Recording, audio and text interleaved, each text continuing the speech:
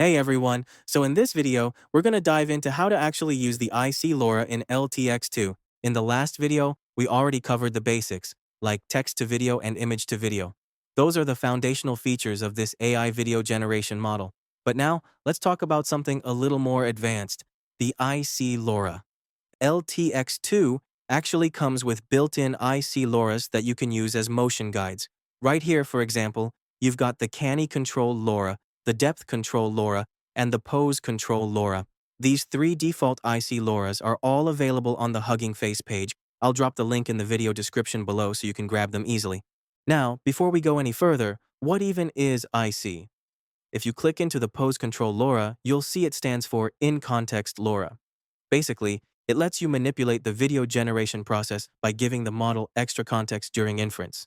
You might have seen similar in-context features in earlier image generation models too, like in Flux or Qwen Image for instance.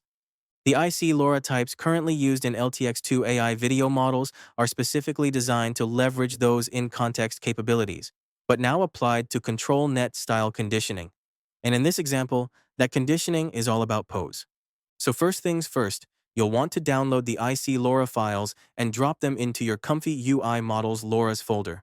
Personally, I like to keep things tidy, so I created a subfolder just for LTX2 so everything's organized and easy to find later.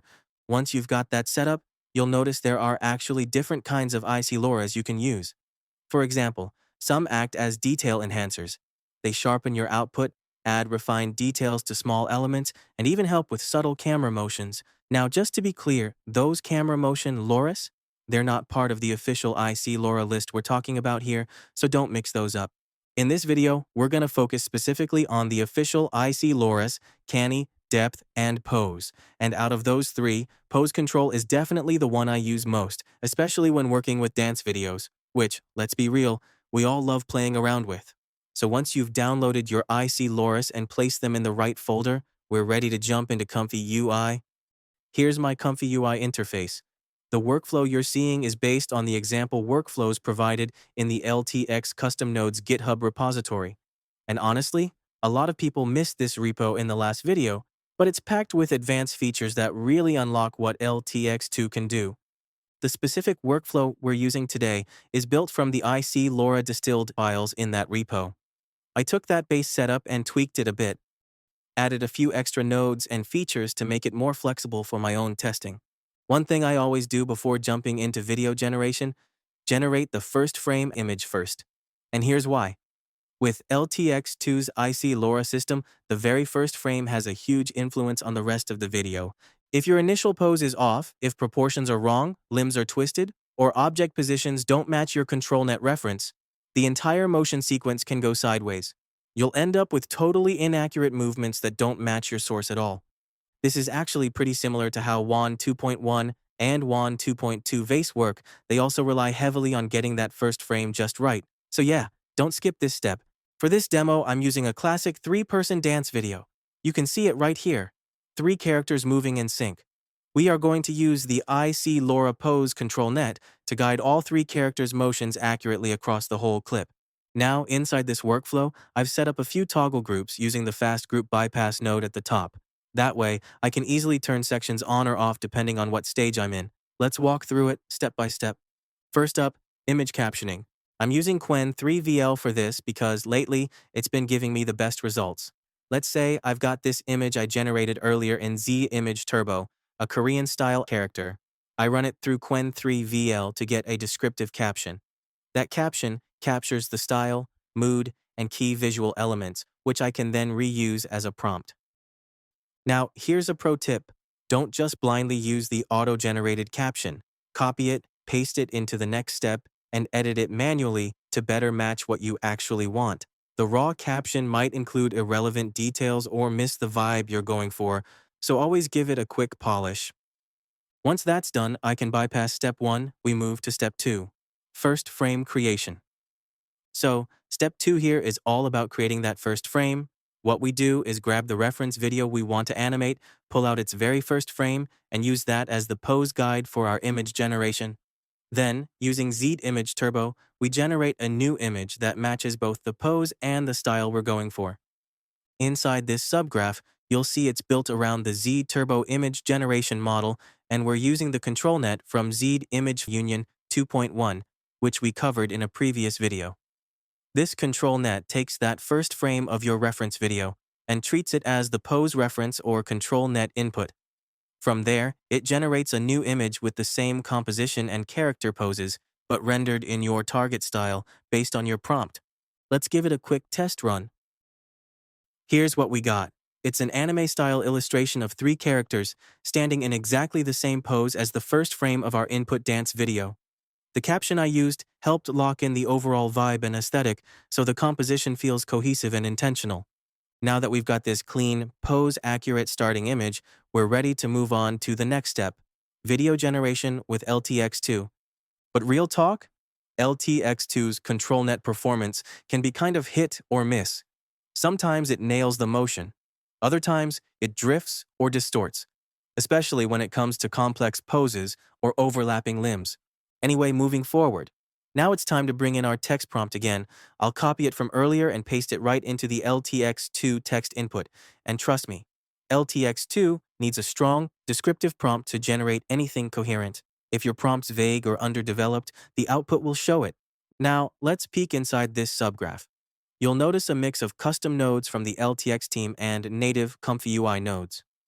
One important thing to remember, in past videos, I mentioned the Gemma 3 model loader. That's part of the LTX Custom Nodes, and it loads the full vision language model VLM weights to power the prompt enhancer. But here's the catch. If you're low on VRAM, you won't be able to run that full VLM at runtime. In that case, switch to the native ComfyUI node and use the Gemma 312B safe tensor files, or even better, look for the FP8 quantized version on Hugging Face. That'll save memory while still giving you solid performance.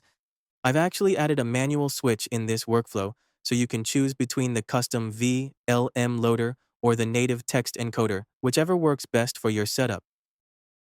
I've also left notes in the graph in case someone forgets to configure things properly. For this run, I'm sticking with the LTX Video Gemma 3 loader, but since my prompt is already well crafted, I don't need the prompt enhancer. So I just bypass it with a single click, sending my text straight to the conditioning stage, clean and efficient. Just remind that if you do use the native ComfyUI text encoder node instead, you won't have access to the prompt enhancer because that feature only works with the full VLM inference from the custom node. But that's totally fine. The native node works just like the default LTX2 template you see in ComfyUI's examples. Alright, back to the workflow. As I mentioned earlier, this setup is based on the official LTX team example, but I've made it more modular. Once you've set your prompt and chosen your text encoder, the rest, preprocessing stage 1, stage 2, sampling settings, all follow the team's recommended configurations. But here's the critical part. Don't forget to select your IC LoRA. Since we're doing pose control, I'm choosing IC LoRA pose control from the dropdown. This tells the video model, hey, I'm feeding you a pose map, pay attention to it. Also, I'm using the distilled LoRA version, either FP8 or BF16 depending on what I downloaded. Because distilled LoRAs allow for faster generation with fewer sampling steps, though honestly, the speed boost is pretty minor, still, every second counts when you're iterating. Now, let's talk about the ControlNet input.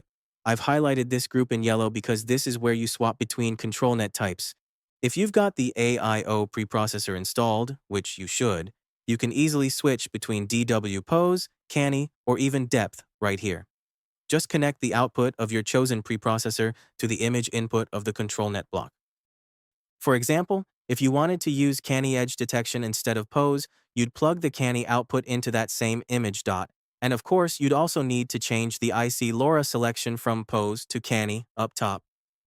But for this demo, I'm sticking with DW Pose, so I connect its output, collapse the unused Canny preprocessor to keep things clean, and make sure the ControlNet group is receiving the right signal.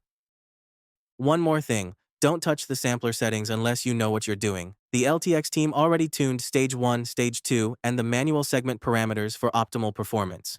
Messing with those numbers could break the whole pipeline, so unless you're experimenting intentionally, just leave them alone. Okay, here's the result. On the left, you've got the original reference video. On the right, the LTX2 generated clip using our IC LoRA pose control. At first glance, it moves, which is cool.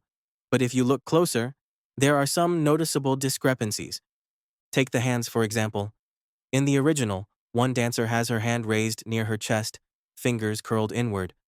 But in the LTX2 output, her hand is lower, palm facing outward, almost like it got mirrored or misinterpreted. And that third character in the back, in the source, her arm crosses over her torso, but in the AI version, it's hanging straight down, no overlap at all. The AI basically gave up on that complex occlusion. Honestly, this feels like the IC LoRA is still in an experimental phase for character motion's high-fidelity pose replication. It's trying, but it's not quite there yet. Now look at the hands in the original reference video. One dancer has her hand raised up like this, clear, intentional, fingers curled inward near her chest, but in the LTX2 output, even though the characters are moving quickly, so yeah, things get a little blurry, you can still tell the pose is off. Take that back character, for example, the one whose arm should be crossing over her torso. In the AI-generated version, it's just hanging straight down. Worse yet, the DW pose detector actually swapped her left and right hands, so now both arms are just laying flat at her sides. There's no overlap, no crossing, none of that subtle layering that makes the motion feel real. Honestly, stuff like this shows that the IC LoRA system in LTX2 is still very much in an experimental phase when it comes to video-to-video ControlNet tasks. It's trying, but it's not reliably capturing fine pose details, especially with overlapping limbs or complex multi-character choreography. Now compare that to WAN 2.1 Vace or even WAN 2.2 Fun Vace. If you ran the exact same setup through those models, you wouldn't see these kinds of errors at all. The hand positions would stay locked to the original. That raised hand? It'd stay raised. The crossed arm? It'd stay crossed. WAN nails those details even in fast motion. So let's test that theory. I'm going to take the exact same first frame image I generated earlier with Z Image Turbo, save it, and plug it into a WAN 2.1 Vace workflow. Now keep in mind, WAN 2.1 Vace dropped around mid last year, so it's not the newest kid on the block. But even with half power, as I like to say, it often outperforms newer models on pose fidelity. Here's my old WAN 2.1 workflow. I built it back in September, so the timestamp's right there. I'll load in the same anime-style image and feed it the same 3-person dance video as the motion reference. I'm not using any fancy looping or extended generation tricks here, just a standard 96-frame sample from a single sampler pass. Look at this. The motion is locked in. Every arm movement, every hand gesture. It matches the source almost perfectly. That back dancer? Her arm crosses cleanly over her chest, just like in the original, and when her limb overlaps with another character's, the AI handles the occlusion correctly. No flipping, no drifting, no guessing. Even small details, like how her jacket folds or how her sleeve moves, are tracked consistently frame to frame. And again, this is just WAN 2.1. I haven't even touched WAN 2.2 yet. So here's the real talk. Sure, LTX2 might sit higher on some leaderboard for general text-to-video or image-to-video tasks, but when it comes to precise ControlNet guided motion, especially with multiple characters, complex poses, or detailed hand articulation, in real-world testing, WAN 2.1 is still ahead. And I didn't crank up the settings to prove it. Both tests use the same practical config. 12 sampling steps, 720p resolution, the kind of setup most of us use daily. Now, that said, LTX2 does have something really useful, the IC LoRA detailer. There's another example workflow in the LTX team's GitHub repo that uses this detailer LoRA with something called a looping sampler. It's designed to generate longer clips by stitching together overlapping frame segments, and more importantly, it adds sharpness and fine detail in a second pass. After your base video is generated, the detailer LoRA goes back and enhances textures, edges, fabric folds, facial features, you name it. It's like a motion-aware super-resolution pass. Maybe LTX2 use as the detailer post-process tool. Imagine this. Generate your animation in WAN 2.1 or 2.2 for accurate motion, then run it through LTX2's detailer LoRA for a quality boost. Best of both worlds. I'll save both outputs, the LTX2 version and the WAN 2.1 version, and drop a side-by-side comparison at the end of this video. Alright, that's it for this deep dive. IC LoRAs in LTX2 are interesting, but still rough around the edges for precise motion control. Pose accuracy lags behind WAN models, especially with hands, overlaps, and multi-character scenes.